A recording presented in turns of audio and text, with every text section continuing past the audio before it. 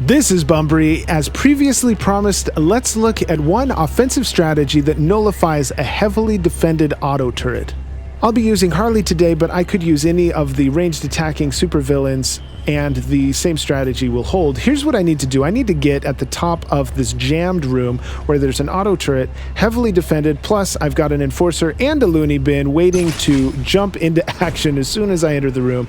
This base is a little unique in that I can send my troops into this quadrant here, which is where I want them to end up, but they have to get there by going through the control room, which is convenient for me because I don't have to use the new orders tactic to reroute them that direction, while my supervillain softens up the jammed room with the auto turret.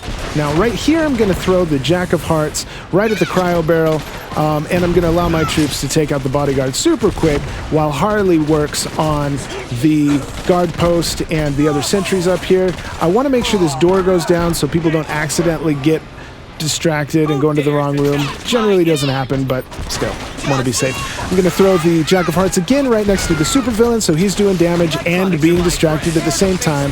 Now let's send in my demo man so he can start taking out the safe. I don't want people to be distracted for too long, but I am going to just lob a Jack of Hearts into the room up here without entering the room fully. That's really key. I don't want to get my supervillain stuck in there. I want people to follow her out after taking some damage from the Jack of Hearts, as we see there. And there's just going to be a trickle of people. I want to make sure everyone is focused in that room so that they can do as much damage to that place as possible and then slowly trickle back towards the supervillain. So again, I'm just stringing them along. I want to make sure that I can keep her health up as much as possible. Now my supporting troops will take care of the last sentry and the enforcer while Harley does a sprint to the room with the auto turret. I'm going to toss the Jack of Hearts in there while I gas this room.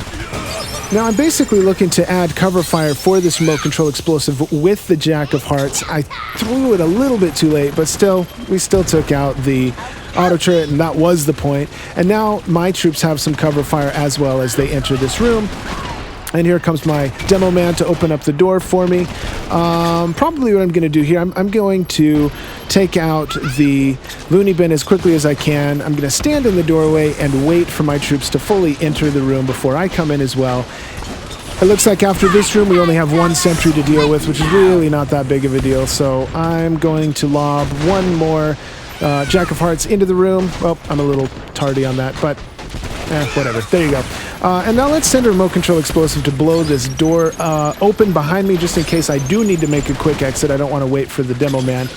But it looks like my breaker has taken out just about everything else in the base that we would need to get at.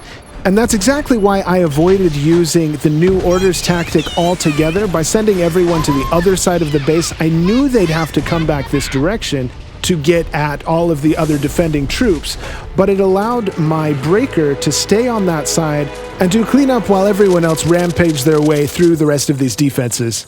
I wish you all the best of luck in using this and or something similar. This has been Bunbury. As always, please like, subscribe, and share so we can see you in future videos very soon.